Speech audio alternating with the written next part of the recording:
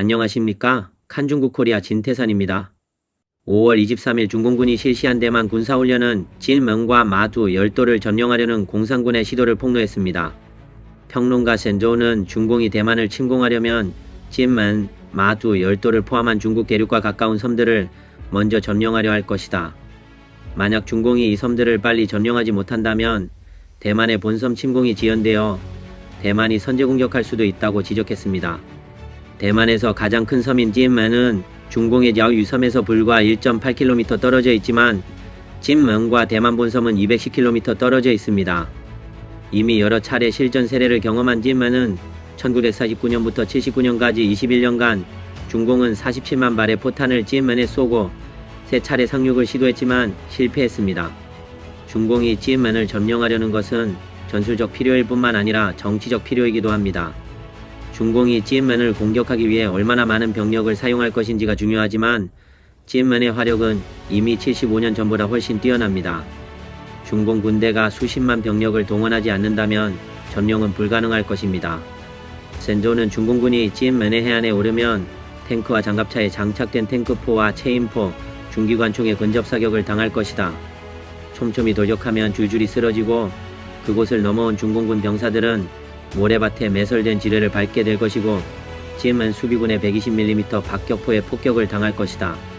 중공군이 사상자와 막대한 피해에 아랑곳하지 않고 연이어 공격한다면 일부 해병 거점을 점령할 수 있겠지만 이들은 경보병이기 때문에 탱크, 장갑차, 포병 등 중장비를 당해내지 못해 진지를 지키기도 어려울 뿐만 아니라 더 깊은 지역으로 공격하기도 어려울 것이라고 했습니다.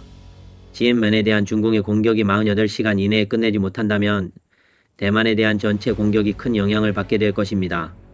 엄청난 정치적 압박 속에서 진먼에 대한 공격은 중공의 또 다른 악몽이 될 것입니다.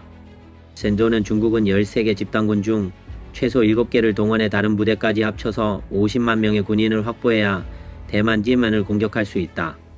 이 3만 명의 군인을 투입해 진먼을 공격할 경우 신속하게 점령하지 못해 전멸할 수도 있다고 말했습니다.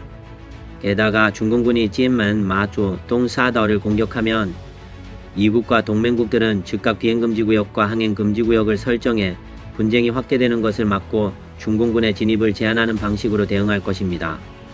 미군은 또한 남중국해의 여러 섬과 암초에 있는 중공 군사 시설을 파괴하여 중공을 단속하고 제2전선을 만들 수 있습니다. 미국은 또한 동맹국들을 단결시켜 중공에 제재를 가하고 심지어 중공의 석유 채널을 차단할 것이며 위안화의 미국 달러 거래에서 쫓겨날 것입니다. 중공의 해외 자산이 동결될 수도 있습니다. 그때쯤 되면 중국 경제는 곤두박질칠 것이고 대만을 공격할 여력은 거의 없을 것이고 중공 최고 지도자들 사이에 권력 위기와 내부 갈등이 일어날 것입니다.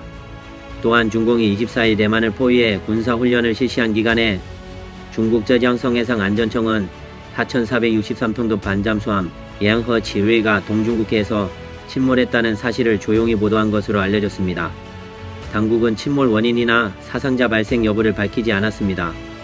당시 위성 궤적 정보에 따르면 양허 지뢰의 목적지는 저지항성 저우산으로 나타났으나 24일 오전 7시 2분쯤 갑자기 방향을 틀어 속도를 줄인 뒤 오전 8시 54분쯤 신호가 완전히 끊겼습니다. 이와 관련하여 금융블로거 차우저우여협은 블로그 게시물에서 보도글은 적지만 큰일이 터졌다. 량허 지뢰가 침몰했다. 이런 큰일을 신문에는 구조, 인양에 대해서는 말이 없었다. 정말 이상하다. 무슨 비밀이 있는가?